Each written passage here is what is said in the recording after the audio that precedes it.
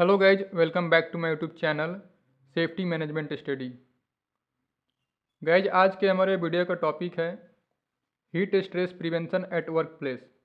आज हम जानेंगे जो भी वर्कर्स हमारे साइट पे काम करते हैं, हमारे वर्क प्लेस पे काम करते हैं, उनको हीट स्ट्रेस से कैसे बचा सकते हैं।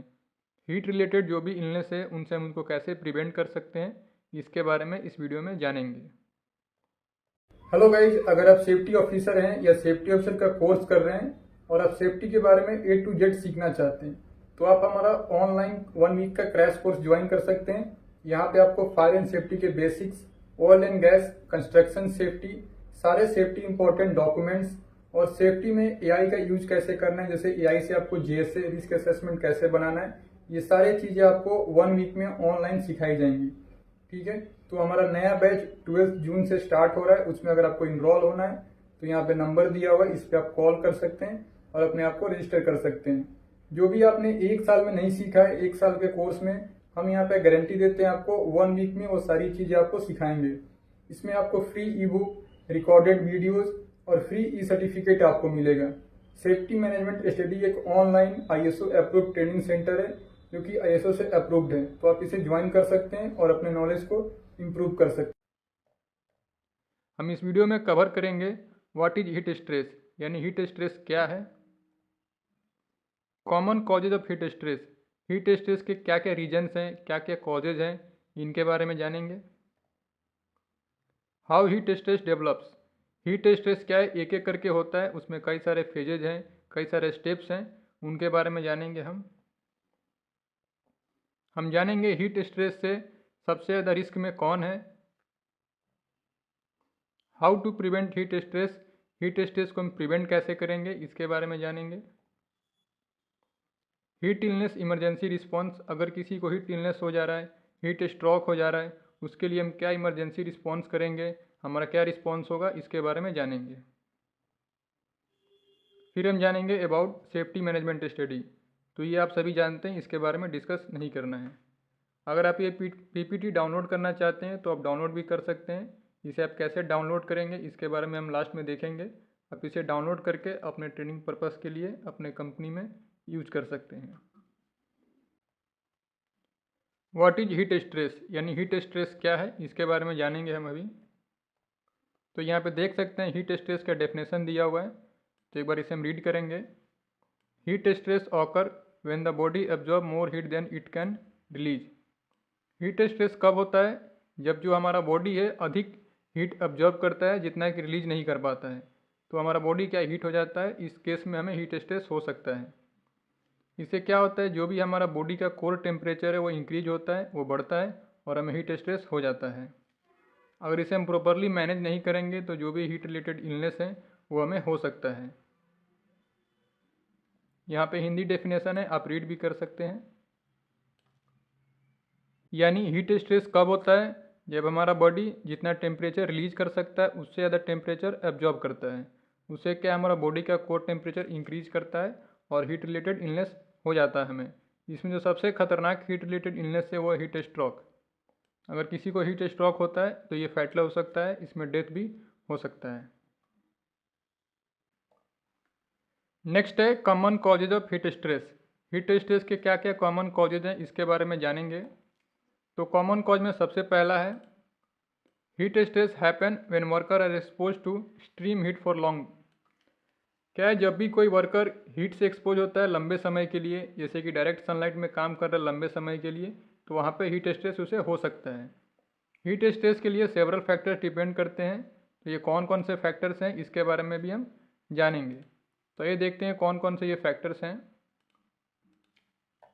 तो सबसे पहला है इन्वायरमेंटल कॉजेज, सेकेंड है work related causes and third है पर्सनल रिस्क फैक्टर्स। तो ये 3 फैक्टर्स हैं, या आप कह लीजिए 3 रीजन्स हैं जिसकी वजह से हीट स्ट्रेस होता है। तो इन तीनों के बारे में एक एक करके हम जानेंगे। हीट स्ट्रेस के लिए इन्वायरमेंटल कॉजेज क्या हैं। सबसे पहला कॉज है working under direct sunlight for extended period. अगर हम लंबे समय के लिए डायरेक्ट सनलाइट में काम कर रहे हैं तो ये भी एक इन्वायरमेंटल कॉज है हीट स्ट्रेस का। नेक्स्ट है हाई टेम्परेचर। अगर हम ऐसे जगह काम कर रहे हैं जहाँ पर टेम्परेचर हाई है, जैसे किसी रनिंग इक्विपमेंट के पास काम कर रहे हैं, किसी बॉयलर किसी फर्नेस के पास काम कर रहे हैं, तो ये भी हमारा इन्वायरमेंटल कॉज में आएगा। नेक्स्ट है हाई ह्यूमिडिटी, अगर ह्यूमिडिटी ज़्यादा है ये भी इन्वायरमेंटल कॉज है, क्योंकि वहाँ पे जो हमारा स्वेट है, जो पसीना है, प्रॉपर एवोपरेट नहीं हो पाएगा और हमारा बॉडी कूल नहीं हो पाएगा। नेक्स्ट है लैक ऑफ एयर सर्कुलेशन, हम ऐसी जगह पे काम कर रहे हैं जहाँ पे एयर प्रॉपर सर्कुलेट नहीं कर रहा है, इन्वायरमेंट कूल नहीं हो रहा है, तो हमारा बॉडी भी कूल नहीं होगा और हमें हीट स्ट्रेस हो जाएगा। तो ये था हमारा इन्वायरमेंटल कॉज। अभी देखते हैं हम नेक्स्ट है वर्क रिलेटेड कॉज। जो हम काम करते हैं, जो हमारा जॉब है, वो भी एक फैक्टर है हीट स्ट्रेस के लिए। वो कैसे है? सबसे पहला हैवी फिजिकल एक्टिविटी, अगर हम किसी भी हैवी लिफ्टिंग कर रहे हैं, डिगिंग कर रहे हैं या कोई मशीन ऑपरेट कर रहे हैं जिसमें हमारा हैवी एफर्ट लग रहा है, हमारा बॉडी थक रहा है, तो इसमें क्या हमारा बॉडी हीट होता है और प्रॉपर कूल नहीं हो पाता है। नेक्स्ट है वियरिंग हैवी प्रोटेक्टिव गियर, जैसे कि पीपीज तो हम इसे सेफ्टी के लिए पहनते हैं, लेकिन अगर हैवी पीपीज पहन के काम कर रहे हैं, एक्सट्रीम हीट टेम्परेचर में काम कर रहे हैं, तो जो हमारे बॉडी से पसीना निकलता है वो एवोपरेट नहीं हो पाता है, वो ड्राई नहीं हो पाता है, तो बॉडी हमारा कूल नहीं होता है। नेक्स्ट है working long hours without break, अगर बिना ब्रेक लिए लंबे समय तक काम कर रहे हैं, ये भी एक हीट स्ट्रेस का रीज़न है। नेक्स्ट है ऑपरेटिंग नियर हीट सोर्सेस, जैसे कि हॉट मशीनरी, फर्नेस, बॉयलर्स, यहाँ पे अगर काम कर रहे हैं, ये भी हमारा वर्क रिलेटेड कॉजेज है। नेक्स्ट है पर्सनल रिस्क फैक्टर।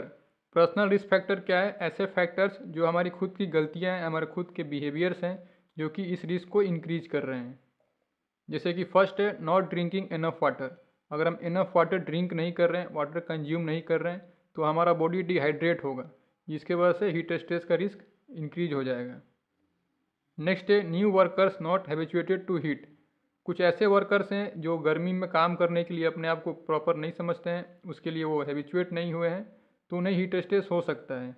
जैसे मान लो कोई वर्कर कश्मीर रहता है और वो झारखंड आके काम करता है, तो वहाँ पे गर्मी ज़्यादा है, तो उसके लिए क्या है 7 to 14 डेज तक उसको एडजस्ट होने में टाइम लगता है।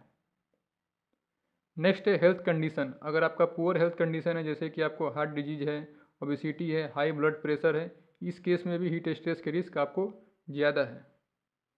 नेक्स्ट अगर आप कैफ़ीन लेते हैं या अल्कोहल लेते हैं, इससे भी आपका हीट स्ट्रेस का रिस्क बढ़ जाता है। यहाँ पे एक ट्रेंड एनालिसिस है जो कि दिखाता है कौन से फैक्टर कितना कंट्रीब्यूट कर रहा है हीट स्ट्रेस के लिए। तो जो सबसे ज़्यादा कंट्रीब्यूट कर रहा है वो इन्वायरमेंटल कॉजेज 50% हीट स्ट्रेस के लिए रिस्पॉन्सिबल हैं। नेक्स्ट है हमारा वर्क रिलेटेड कॉजेज, जो हम काम करने के जो हमारे तरीके हैं वो हमारा 30% कंट्रीब्यूट कर रहा है। और जो पर्सनल रिस्क फैक्टर्स है, जो हमारी खुद की बिहेवियर हैं, खुद की गलतियाँ हैं, वो 20% कंट्रीब्यूट कर रहा है। तो ये ट्रेंड एनालिसिस है, ये कोई स्टैंडर्ड नहीं है, एक जनरल जो डिस्कस किया गया है, जो रिसर्च किया गया उसके ऊपर बेस है ये।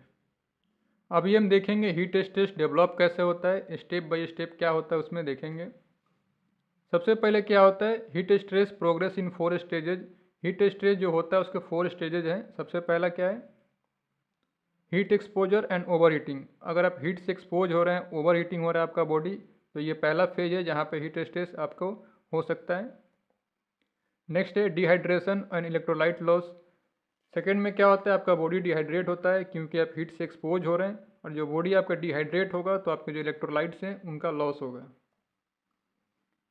थर्ड में क्या होता है आपका reduced blood circulation and oxygen supply, अगर आपके बॉडी में डिहाइड्रेशन होगा, इलेक्ट्रोलाइट लॉस होगा, तो जो आपका ब्लड का सर्कुलेशन है वो भी रिड्यूस होगा, और जो सर्कुलेशन अगर रिड्यूस होता है तो आपका ऑक्सीजन सप्लाई भी कम हो जाएगा। फोर्थ में क्या है, अगर आपका ऑक्सीजन सप्लाई नहीं हो रहा है, ब्लड प्रॉपर सर्कुलेट नहीं कर रहा है, तो कोई भी ऑर्गन फेलियर हो सकता है या आपको हीट स्ट्रोक हो सकता है। तो ये 4 स्टेजेज हैं जिससे कि हीट स्ट्रेस डेवलप होता है।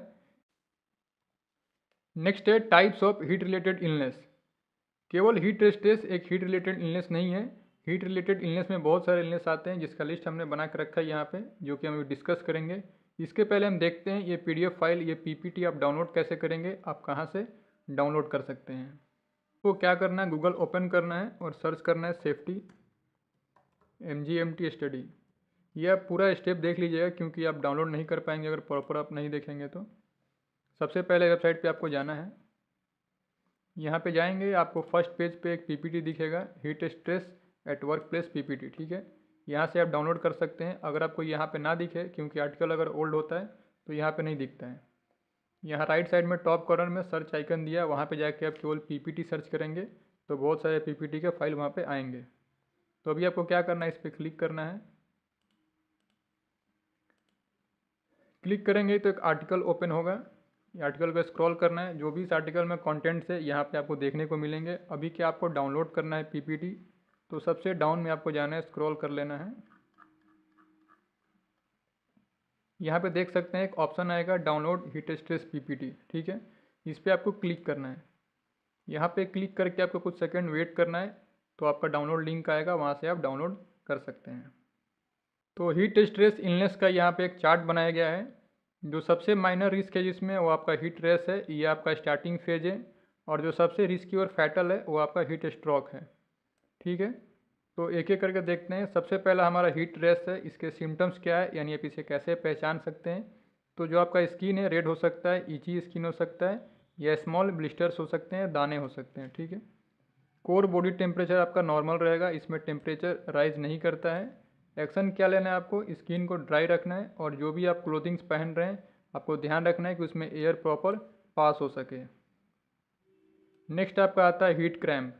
हीट क्रैम्प क्या है, जो भी आपके मसल्स उसमें पेन होता है या आपके स्टमक में पेन हो सकता है। इसमें क्या है, कोर बॉडी टेम्परेचर नॉर्मल होता है। इसके लिए आपको क्या एक्शन लेना है, आपको वाटर ड्रिंक करना है और आपको रेस्ट करना है शेडेड एरिया में। नेक्स्ट है हीट साइनोकोप। ये क्या है, इसमें आपको डिजीनेस होता है, यानी आपको चक्कर आ सकता है, फैंटिंग थकान हो सकता है, आपके पल्स वीक हो सकते हैं। इसमें जो आपका बॉडी टेम्परेचर है 38 डिग्री सेल्सियस तक जा सकता है। इसमें क्या करना है, आपको लेट जाना है, ठीक है। आपके पैर को ऊपर रखना है और आपको हाइड्रेट रखना है, यानी अपने आप को पानी पीना है। नेक्स्ट है हीट एग्जैक्शन। इसमें क्या होता है, वीकनेस होता है, आपको नौसिया हो सकता है, डिजीनेस हो सकता है, एक्सेसिव स्वेटिंग हो सकता है। इसमें जो बॉडी टेम्परेचर होगा आपका 38 टू 39 डिग्री सेल्सियस तक हो सकता है। इसमें आपको क्या करना है, अपने आप को एक कूल जगह पे ले जाना है और आपको फ्लूइड ड्रिंक करना है, जैसे कि जूस हो सकता है, वाटर हो सकता है, ग्लूकोज हो सकता है, जो कि आप ड्रिंक कर सकते हैं। नेक्स्ट जो सबसे क्रिटिकल है, हीट स्ट्रोक। इसमें क्या होता है, आपका बॉडी से कोई स्वेटिंग नहीं आता है, आपका बॉडी पूरा ड्राई हो जाता है, आपको कन्फ्यूजन होता है, अनकॉन्शियसनेस होता है और आपको सीजियर्स होता है, ठीक है। इसमें क्या है, आपका बॉडी टेम्परेचर 39 डिग्री से ऊपर चला जाता है, हाई हो जाता है। इसमें आपको तुरंत मेडिकल असिस्टेंट लेना चाहिए और अपने बॉडी को कूल करना चाहिए, जितना जल्दी हो सके उतना जल्दी। नेक्स्ट है who is most at risk, यानी सबसे ज़्यादा रिस्क में कौन है हीट स्ट्रेस से। सबसे पहला है आउटडोर वर्कर्स, ऐसे वर्कर्स जो बाहर काम कर रहे हैं, जैसे construction, agriculture, road work. Next है workers in high heat environment, ऐसे वर्कर्स जो हाई हीट इन्वायरमेंट में काम कर रहे हैं, जैसे कि फैक्ट्रीज में, फाउंड्रीज में, किचन्स में। New employees not use to the heat, नए एम्प्लॉयज़ जो गर्म में काम करने के आदी नहीं है, जिनको एक्सपीरियंस नहीं है, वो रिस्क में हैं। नेक्स्ट है पीपल विथ मेडिकल कंडीशन, जैसे कि किसी को हार्ट डिजीज़ है, ओबेसिटी है, हाई ब्लड प्रेशर है, इनको भी काफ़ी रिस्क है। वर्कर्स वेयरिंग हैवी पीपीज, अगर कोई वर्कर हैवी पीपीज पहना हुआ है तो उनको भी ये रिस्क है। इंडिविजुअल कंज्यूमिंग कैफीन और अल्कोहल, अगर कोई कैफीन या अल्कोहल कंज्यूम कर रहा है वो भी रिस्क में है हीट स्ट्रेस से। नेक्स्ट है how to prevent heat stress, हम हीट स्ट्रेस से कैसे बच सकते हैं, अपने आप को कैसे प्रिवेंट कर सकते हैं, इसके बारे में जानेंगे। तो सबसे पहला हाइड्रेशन, जो कि सबसे इम्पॉर्टेंट है। अपने बॉडी को हमें हाइड्रेट रखना है। इसके लिए क्या है, हम 15 टू 20 मिनट में वाटर हमको पीना है, कंज्यूम करना है। और अदर लिक्विड जैसे कि कैफीन, अल्कोहल, एनर्जी ड्रिंक, इसे हमें अवॉइड करना है। ये हमारे बॉडी को कूल करने की जगह और हीट करते हैं। नेक्स्ट है एडेप्शन, हमें क्या करना है, जब भी हम कोई काम कर रहे हैं तो अचानक से हमें किसी सनलाइट में या डायरेक्ट किसी हीट वाले जगह में नहीं जाना है। हमको धीरे धीरे करके उसके लिए अपने आप को हैबिचुएट करना है, आदी करना है, तब हम कंटिन्यू कर सकते हैं काम। नेक्स्ट है वर्क शेड्यूल एडजस्टमेंट, जो भी हमारा काम करने का शेड्यूल है उसको हमें एडजस्ट करना है। जैसे कि हमें ट्राई करना है कि जो भी हमारा हैवी टास्क है वो मॉर्निंग पीरियड में हो, ताकि हम कम हीट को फेस कर पाएँ। नेक्स्ट है protective clothing and cooling gears, जो भी हम क्लोथिंग्स पहन रहे हैं हमको ये श्योर करना है कि वो पूरी तरीके से एयर को पास कर रहे हो, जो भी हमारा स्वेट एवोपरेट हो रहा हो और प्रॉपर स्किन ड्राई हो रहा हो। नेक्स्ट है वर्क साइट मॉडिफिकेशन, हमें कोशिश करना है कि हम जहाँ काम कर रहे हैं वहाँ पे प्रॉपर शेड हो, प्रॉपर वेंटिलेशन हो और हमारे वर्कर्स ट्रेंड हो, ये पता लगाने के लिए, ये समझने के लिए कि हीट स्ट्रेस के साइन क्या है, हीट स्ट्रेस के सिम्टम क्या हैं। नेक्स्ट है हीट इलनेस इमरजेंसी रिस्पॉन्स। जब भी किसी को हीट इलनेस हो जाए या हीट स्ट्रोक हो जाए, उसके लिए हम क्या इमरजेंसी रिस्पॉन्स करेंगे, कैसे उसे हैंडल करेंगे, इसके बारे में जानेंगे। तो सबसे पहले क्या करना है, जो भी अफेक्टेड पर्सन है उसको मूव करना है। कहाँ पे, किसी भी कूल एरिया में, शेडेड प्लेस में या किसी एयर कंडीशनड एरिया में उसे लेके जाना है, ताकि उसको हम बॉडी को कूल कर सकें। नेक्स्ट है रिमूव अननेसेसरी क्लोथिंग्स, जैसे कि हेलमेट, पीपी, जैकेट्स, जो भी अननेसेसरी क्लोथिंग्स है उसको रिमूव करना है, ताकि फ्रेश एयर से उसके बॉडी का जो हीट है उसको हम कोल्ड कर सकें। नेक्स्ट है give cool water if they are conscious, अगर वो कॉन्शियस है उनको वाटर दे सकते हैं आप। आपको ध्यान रखना है कि कोल्ड आइस वाटर आपको नहीं देना है। अप्लाई कोल्ड वेट क्लोथ्स और ice packs in the neck, armpits and grown, जो भी उनका नेक है, आर्मपिट है, उन पे आप आइस लगा सकते हैं। डायरेक्ट आपको आइस नहीं, अगर कोई गीला कपड़ा है तो ये काफ़ी अच्छा होगा। फैन द वर्कर्स और use misting spray to cool them down, जो भी वर्कर्स जो अफेक्टेड है उसको फ़ैन दे सकते हैं हम, हल्का हल्का स्प्रे दे सकते हैं वाटर का, कोई अगर मिस्ट फैन है वहाँ पे तो। सबसे इम्पॉर्टेंट, ये सब करने के दौरान आपको मेडिकल असिस्टेंट के लिए तुरंत कॉल करना चाहिए, ताकि इमीडिएट उसको हेल्प मिल सके और उसे प्रिवेंट किया जा सके सीवियर होने से।